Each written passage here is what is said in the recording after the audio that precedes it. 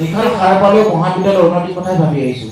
যেতিয়া মই এই চহৰটো সেউজীয়া কৰিবলৈ এজোপা এজোপাকৈ গছ অসমৰ এডুকেশ্যন পঢ়ায় অকণমান অন্তৰংগভাৱে কথা পাতিব কিয়নো প্ৰিন্সিপালে সাধাৰণতে ক্লাছ লোৱা কথাটো ভাবিবই নোৱাৰোঁ। তোমালোকৰ ফাৰ্ষ্ট ছেমিষ্টাৰ পৰা বহুতে থাৰ্ড ছেমিষ্টাৰৰ ওপৰত গমেই নাপায়, আকৌ থাৰ্ড ছেমিষ্টাৰ পৰা গৈ কেতিয়া ছিক্স ছেমিষ্টাৰ হৈছে গমেই নাপায়।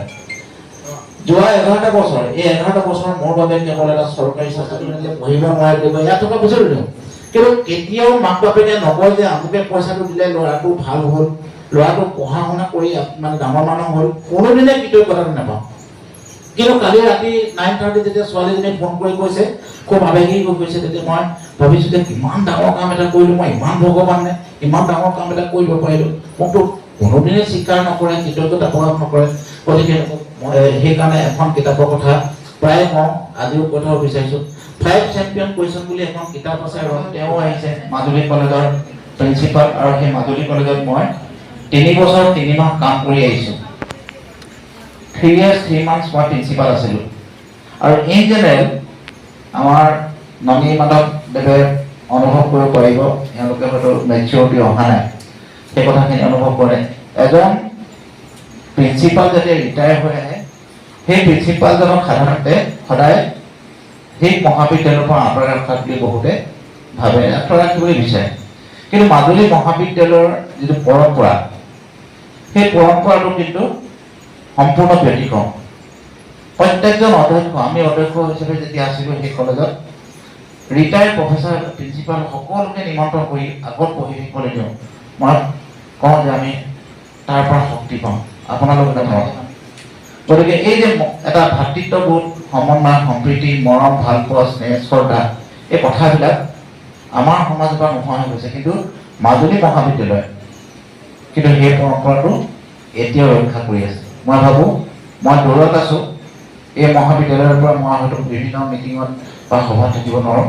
মই বিভিন্ন বাতৰি কাকতবিলাক যাতে দেখোঁ, সেই অধ্যক্ষবিলাক থাকে, সেই অধ্যক্ষবিলাক সন্মুখত বহি থাকে আৰু ভোটাৰ কৰাৰ নিচিনাকৈ জিলিকি থাকে। প্ৰিন্সিপাল লাষ্ট ক্লাছ, এই প্ৰিন্সিপাল লাষ্ট ক্লাছ এই খণ্ডটোৰ নাম দিছোঁ বুকুৰ মাজত জীয়াই থকা এজন পিতৃৰ অপ্ৰকাশিত মমতা। বুকুৰ মাজত জীয়াই থকা এজন অপ্ৰকাশিত মমতা, ইংৰাজীত দ্য আনস্পকেন পেটাৰ্নিটি বুলি মই নাম দিব বিচাৰিছোঁ। মই মাজে মাজে পঢ়ি যাম, নহ'লে বেছি কেইটামানে বুজি হাঁহিলে, কেইটামানে নুবুজি হাঁহিলে, আৰু কেইটামানে বাকীকেইটা হহা দেখি হাঁহিলে। মই তেনেকৈ বুজিলোঁ, কেইটামানে বুজি কিনে হাঁহিলে আৰু কেইটামানে नुবुজি কিনে हाइले। आपको मॉरल वैल्यूज हो गया ना, वो लोग बहुत कम बोलता था ये चीज को, स्टूडेंट लोगों को मॉरल वैल्यूज वगैरह। बस ये है कि आप पाइছো ना 15 जुलाई पर पाइছো, इमान सिंसियर, इमान ভাল লৰা। शुभमक मैं धन्यवाद जनाइছো যে बहुत सिंसियर के काम কৰি আছে। क्लास है ना, उसमें तुम रहेगा और एक सर्टिफिकेट देगा, एक सारा पोजीशन दिया ना। उस दिन जो डेट होगा तो अच्छा होगा तो तुम्हारा पेरेंट्स को बुलाना। हाँ, पेरेंट्स आएगा कि नहीं आएगा बोला मुझे। हाँ हाँ, माक बापेको माति दिबा। तो ভাল পাব যে ল'ৰাটোক আমি মাক বাপেকৰ আগত এপ্ৰিচিয়েট কৰিছোঁ, এখন চাৰ্টিফিকেট দিছোঁ।